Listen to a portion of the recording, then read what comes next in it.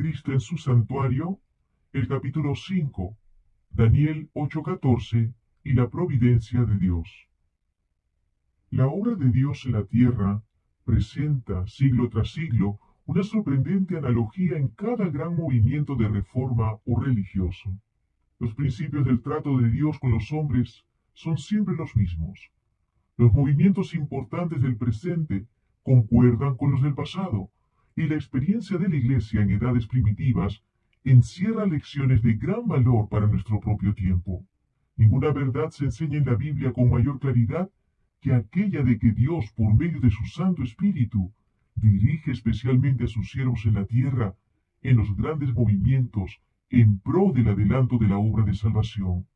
Los hombres son, en manos de Dios, instrumentos de los que Él se vale para realizar sus fines de gracia y misericordia. Cada cual tiene su papel que desempeñar. A cada cual le ha sido concedida cierta medida de luz, adaptada a las necesidades de su tiempo y suficiente para permitirle cumplir la obra que Dios le asignó. Pero ningún hombre, por muy honrado del cielo, alcanzó jamás a entender plenamente el gran plan de la redención, ni siquiera a apreciar perfectamente el propósito divino en la obra para su propia época. Los hombres no entienden por completo lo que Dios quisiera cumplir por medio de la obra que les da para hacer. No comprenden, en todo su alcance, el mensaje que proclaman en su nombre. Ni siquiera los profetas que fueron favorecidos por la iluminación especial del Espíritu comprendieron plenamente la importancia de las revelaciones que les fueron confiadas. Su significado debía ser aclarado de siglo en siglo, a medida que el pueblo de Dios necesitase la instrucción contenida en ellas. No obstante, a pesar de no haber sido dado a los profetas que entendiesen plenamente las cosas que les fueron reveladas, procuraron con fervor obtener toda la luz que Dios había tenido a bien manifestarles.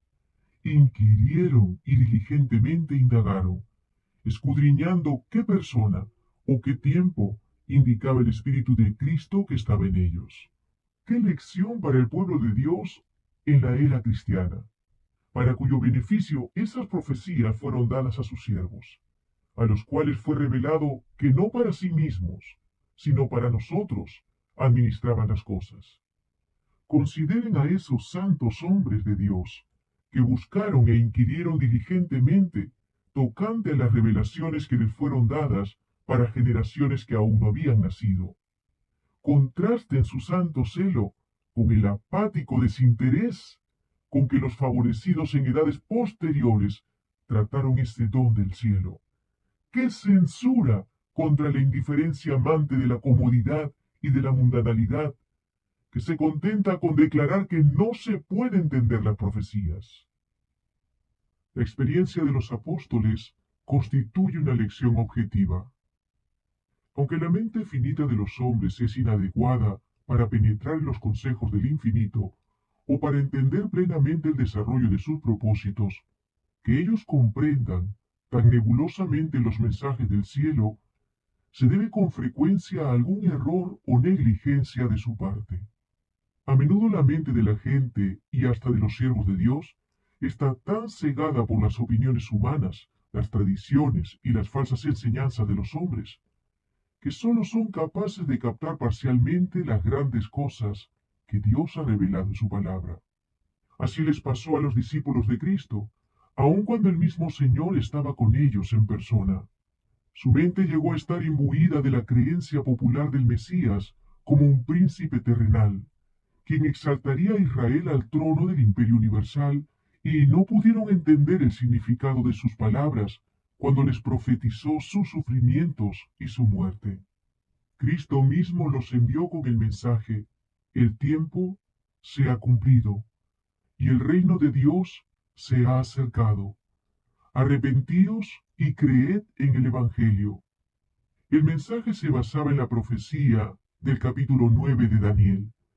El ángel había declarado que las 69 semanas se extenderían hasta el Mesías príncipe, y con grandes esperanzas y gozosa anticipación, los discípulos anhelaban que se estableciera en Jerusalén el reino del Mesías, para dominar sobre toda la tierra. Predicaron el mensaje que Cristo les había confiado, aun cuando ellos mismos entendían mal su significado. Aunque su mensaje se basaba en Daniel 9:25, no notaron que según el versículo siguiente del mismo capítulo, el Mesías iba a ser muerto. Desde su más tierna edad, la esperanza de su corazón se había cifrado en la gloria anticipada de un futuro imperio terrenal, y eso cegaba su entendimiento con respecto tanto a las especificaciones de la profecía como a las palabras de Cristo. Cumplieron su deber en presentar a la nación judía la invitación de misericordia, y luego, en el mismo momento en que esperaban ver a su Señor ascender al trono de David, lo contemplaron, arrestado, como un malhechor, azotado, ridiculizado, condenado y elevado en la cruz del Calvario. ¡Qué desesperación y angustia desgarró el corazón de esos discípulos durante los días en que su Señor dormía en la tumba! Cristo había venido al tiempo exacto y en la manera que predijera la profecía. El testimonio de las Escrituras se había cumplido en cada detalle de su ministerio. Había predicado el mensaje de salvación y hablaba con autoridad. Los corazones de sus oyentes habían atestiguado que el mensaje venía del cielo. La palabra y el Espíritu de Dios confirmaban el carácter divino de la misión de su Hijo. Lo anunciado por los discípulos en nombre de su Señor era correcto en cada detalle, y los eventos predichos estaban realizándose en ese mismo momento. El mensaje de ellos había sido: el tiempo se ha cumplido y el reino de Dios se ha acercado. Al expirar el tiempo, las 69 semanas de Daniel 9, que debían extenderse hasta el Mesías, el ungido, Cristo había recibido la unción del Espíritu después de haber sido bautizado por Juan el Bautista en el Jordán. Y el reino de Dios, que habían declarado estar próximo, fue establecido por la muerte de Cristo. Este reino no era un imperio terrenal como se les había enseñado a creer. Tampoco era el reino futuro e inmortal que se establecerá cuando el reino y el dominio y el señorío de los reinos por debajo de todos los cielos será dado al pueblo de los santos del Altísimo. Ese reino eterno en que todos los dominios lo servirán y le obedecerán a él. La expresión reino de Dios, tal cual la emplea la Biblia, significa tanto el reino de la gracia como el reino de la gloria. El reino de la gracia es presentado por Pablo en la epístola a los Hebreos. Después de haber hablado de Cristo como del intercesor que puede compadecerse de nuestras debilidades, el apóstol dice: acerquémonos pues confiadamente al trono de la gracia, para alcanzar misericordia y hallar gracia. El trono de la gracia representa el reino de la gracia, pues la existencia de un trono implica la existencia de un reino. En muchas de sus parábolas, Cristo emplea la expresión el reino de los cielos, para designar la obra de la gracia divina en los corazones de los hombres. Asimismo, el trono de la gloria representa el reino de la gloria, y a este reino se referían las palabras del Salvador: cuando el Hijo del Hombre venga en su gloria, y todos los santos ángeles con él, entonces se sentará en su trono de gloria, y serán reunidas delante de él todas las naciones. Este reino está aún en el futuro, quedará establecido en la segunda venida de Cristo. El reino de la gracia fue instituido inmediatamente después de la caída del hombre, cuando se delineó un plan para la redención de la raza culpable. Este reino existía entonces en el designio y por la promesa de Dios, y mediante la fe los hombres podían hacerse sus súbditos. Sin embargo, no fue establecido en realidad hasta la muerte de Cristo.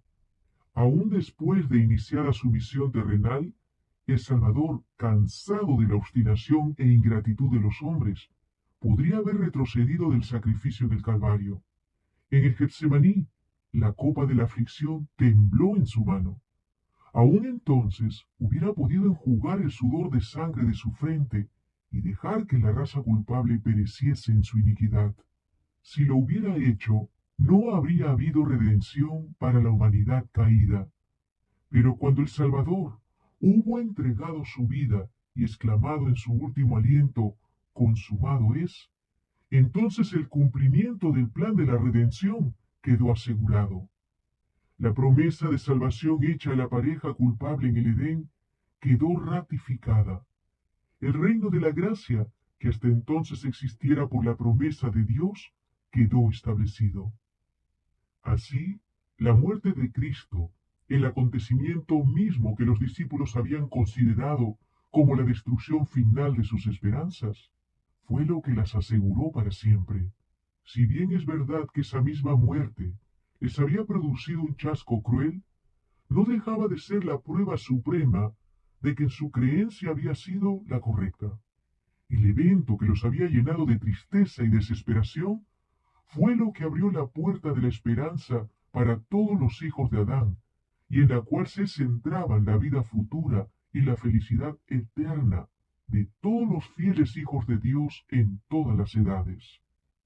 Después de su resurrección, Jesús apareció a sus discípulos en el camino de Emaús, y comenzando desde Moisés y todos los profetas, les iba interpretando en todas las escrituras las cosas referentes a él mismo. El corazón de los discípulos se conmovió, su fe se reavivó, fueron reengendrados para una esperanza viva, aun antes que Jesús se revelase a ellos. El propósito de éste era iluminar su entendimiento y fundar su fe en la segura palabra profética. Deseaba que la verdad se arraigase firmemente en su mente, no sólo porque era sostenida por su testimonio personal, sino por causa de las evidencias incuestionables presentadas por medio de los símbolos y sombras de la ley típica y las profecías del Antiguo Testamento. Era necesario que los seguidores de Cristo tuviesen una fe inteligente, no solo en beneficio propio, sino para que pudieran comunicar al mundo el conocimiento de Cristo.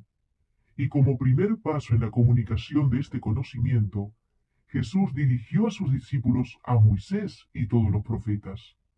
Tal fue el testimonio dado por el Salvador resucitado en cuanto al valor y la importancia de las escrituras del Antiguo Testamento.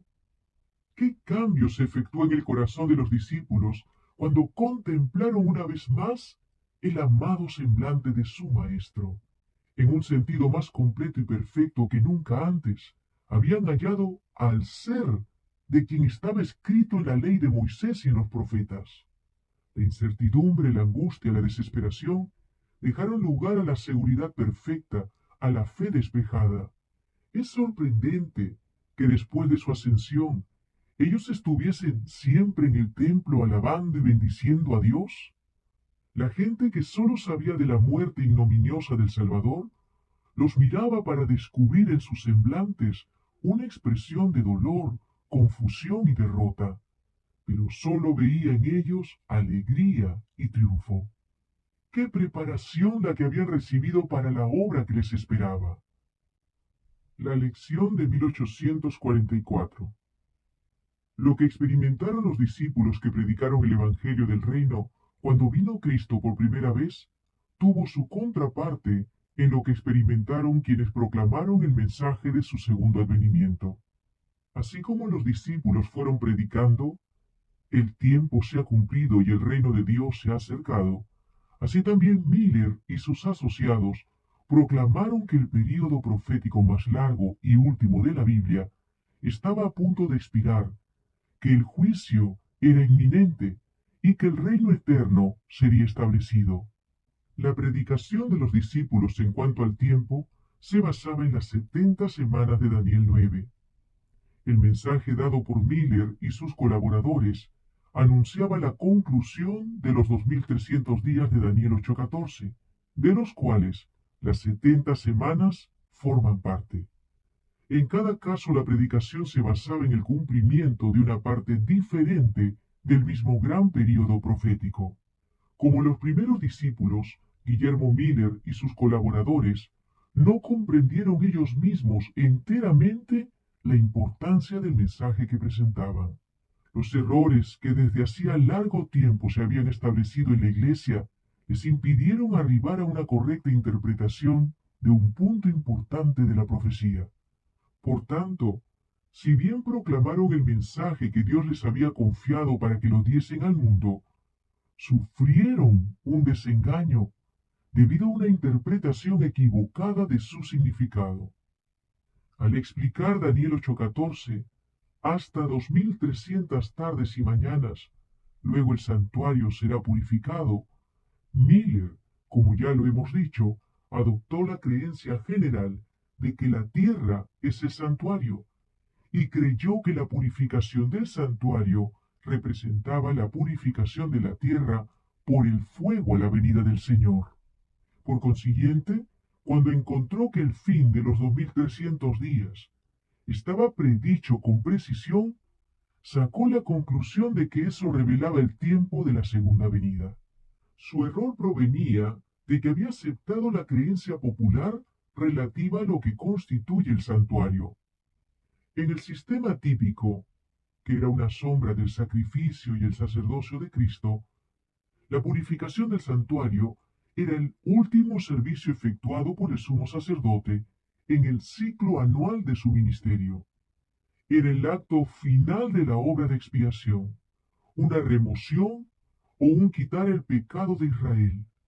Prefiguraba la obra final en el ministerio de nuestro sumo sacerdote en el cielo, en la remoción o el borrado de los pecados de su pueblo, los cuales están registrados en los libros celestiales. Este servicio involucra una obra de investigación, una obra de juicio, y precede inmediatamente la venida de Cristo en las nubes del cielo con gran poder y gloria, pues cuando Él venga, la causa de cada uno habrá sido juzgada. Jesús dice, yo vengo y mi galardón conmigo, para recompensar a cada uno según sea su obra. Esa obra de juicio que precede inmediatamente al segundo advenimiento es la que anuncia en el primer mensaje angélico de Apocalipsis 14:7. Temed a Dios y dadle gloria, porque ha llegado la hora de su juicio. Los que proclamaron esta advertencia dieron el mensaje correcto en el tiempo correcto. Pero así como los primitivos discípulos declararan, el tiempo se ha cumplido y el reino de Dios se ha acercado, basándose en la profecía de Daniel 9, sin darse cuenta de que la muerte del Mesías estaba anunciada en el mismo pasaje bíblico, así también Miller y sus colaboradores predicaron el mensaje basados en Daniel 8:14 y Apocalipsis 14:7, sin echar de ver que en Apocalipsis 14 aún había otros mensajes que también debían ser proclamados antes del advenimiento del Señor. Como los discípulos se equivocaron en cuanto al reino que debía establecerse al fin de las 70 semanas, así también los adventistas se equivocaron en cuanto al evento que debía producirse al fin de los 2300 días. En ambos casos hubo una aceptación o mejor dicho, una adhesión a errores populares que cegaron la mente a la verdad. Ambas clases cumplieron la voluntad de Dios de proclamar el mensaje que Él deseaba que se diese, y ambas, debido a su mala interpretación de su mensaje, sufrieron chascos. Sin embargo, Dios cumplió su propósito benéfico al permitir que la advertencia del juicio fuese proclamada precisamente como lo fue. El gran día era inminente, y en la providencia de Dios, el pueblo fue probado tocante a un tiempo definido, con el fin de revelarles lo que había en sus corazones. El mensaje tenía por objetivo probar y purificar a la iglesia. Los hombres debían ser inducidos a ver si sus afectos estaban puestos en las cosas de este mundo o en Cristo y el cielo. Ellos profesaban amar al Salvador. Ahora debían probar su amor. ¿Estarían dispuestos a renunciar a sus esperanzas y ambiciones mundanales y dar la bienvenida con gozo al advenimiento de su Señor? El mensaje tenía por objetivo capacitarlos para discernir su verdadero estado espiritual. Fue enviado misericordiosamente para despertarlos, con el fin de que buscasen al Señor con arrepentimiento y humillación. Además, si bien el chasco era el resultado de su propia interpretación errónea del mensaje que daban, sería trastocado para bien. El corazón de quienes habían profesado recibir la advertencia iba a ser probado. En presencia de su chasco, se apresurarían a renunciar a su experiencia y abandonar su confianza en la palabra de Dios, o con oración y humildad procurarían discernir en qué puntos no habían comprendido el significado de la profecía. ¿Cuántos habían obrado por temor o por impulso y arrebato? ¿Cuántos eran de corazón indeciso e incrédulos? Muchos profesaban amar el advenimiento del Señor. Al ser llamados a sufrir las burlas y el oprobio del mundo y la prueba de la dilación y del chasco, ¿renunciarían a su fe? Por no poder comprender inmediatamente los tratos de Dios para con ellos, ¿rechazarían verdades sostenidas por el testimonio más claro de su palabra? Esta prueba revelaría la fortaleza de aquellos que con verdadera fe habían obedecido lo que creían ser la enseñanza de la palabra y del Espíritu de Dios. Ella les enseñaría, como sólo tal experiencia podía hacerlo, el peligro de aceptar las teorías e interpretaciones de los hombres en lugar de dejar a la Biblia interpretarse a sí misma. La perplejidad y el dolor resultantes de su error producirían en los hijos de la fe la corrección necesaria. Los inducirían a profundizar aún más el estudio de la palabra profética. Aprenderían a examinar más cuidadosamente el fundamento de su fe y a rechazar todo lo que no estuviera fundado en la verdad de las Escrituras, por muy amplia que fuese su aceptación en el mundo cristiano. A estos creyentes les pasó lo que a los primeros discípulos. Lo que en la hora de la prueba les parecía oscuro a su entendimiento, les sería aclarado después. Cuando vieran el fin del Señor, sabrían que a pesar de la prueba resultante de sus errores, los propósitos del amor divino hacia ellos habían estado cumpliéndose firmemente. Merced a tan bendita experiencia, aprenderían que el Señor es muy misericordioso y compasivo, que todas sus sendas son misericordia y verdad para los que guardan su pacto y sus testimonios.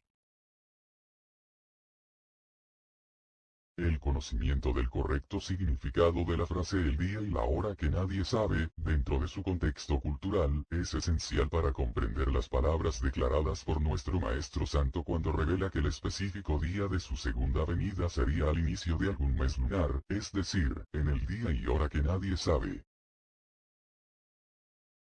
Para acercarse a Dios. Recuerde que Él nació, recuerde que Él murió y recuerde que Él resucitó, pero también recuerde que Él volverá y que de lo que usted haga aquí en tierra depende cómo vivirá el cielo. Si usted gana el cielo, porque el cielo no es para todos, fue hecho para todos, pero no todos aceptan el cielo. Cuando Jesús venga, Él no vendrá a destruirlo a usted o a destruirme a mí. No, porque somos lo más lindo para Dios. Él nos ama. A veces la gente cree que Él viene a destruir al ser humano. No, Él viene a destruir el pecado.